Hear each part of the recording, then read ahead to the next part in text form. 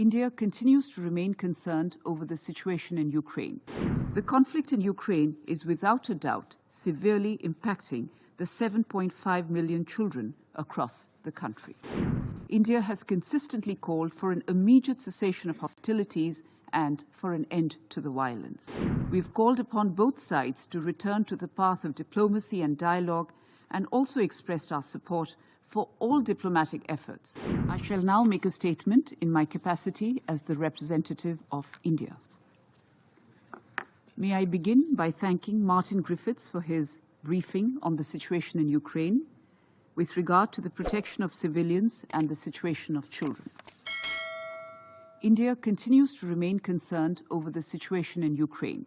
The conflict has resulted in a loss of lives and countless miseries for its people, particularly for women, children, and the elderly, with millions becoming homeless and forced to take shelter in neighboring countries.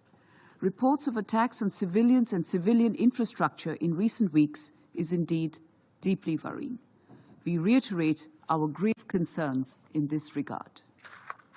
Children constitute a third of humanity, the most important third, as they are our future. They are also the most vulnerable to suffering, particularly in situations of armed conflict, and therefore need additional protection and care. The conflict in Ukraine is without a doubt severely impacting the 7.5 million children across the country. While the protection of the rights of the child, including their access to education, is the primary responsibility of the national government, the international community has the obligation to do its utmost to provide succor to children affected by the conflict. India is a signatory to the Convention on the Rights of the Child and appreciative of the ongoing efforts, including that of UNICEF, to alleviate the sufferings of the children. We also support UNICEF efforts to scale up its operations.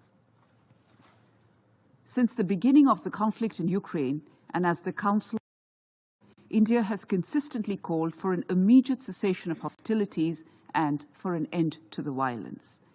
We've called upon both sides to return to the path of diplomacy and dialogue, and also expressed our support for all diplomatic efforts to end the conflict. We believe that no solution can be arrived at the cost of human lives.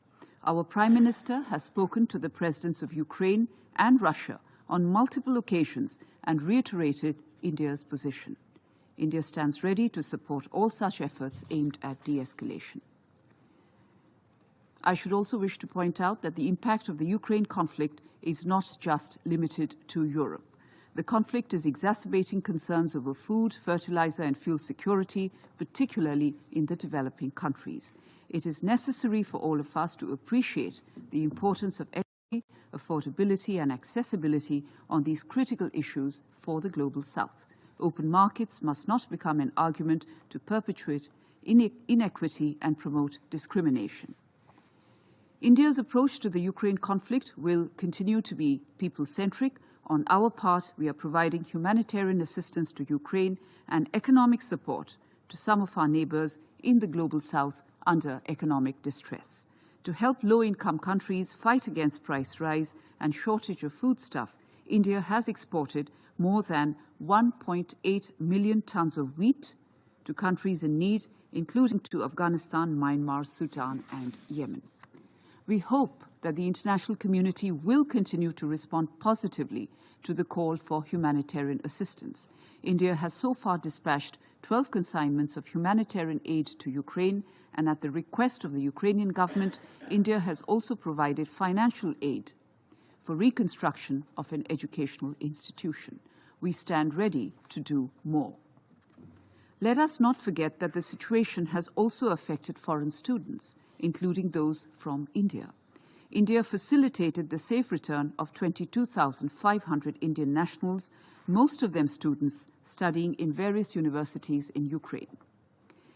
Even as we are currently exploring options to minimize the impact on our students' education, we appreciate the relaxations made by the Ukrainian government for this academic year in respect of medical students. In conclusion, allow me to reiterate that the global order is anchored in the principles of the UN Charter, international law, and respect for the sovereignty and territorial integrity of all states. I now resume my duties as the President of the Council.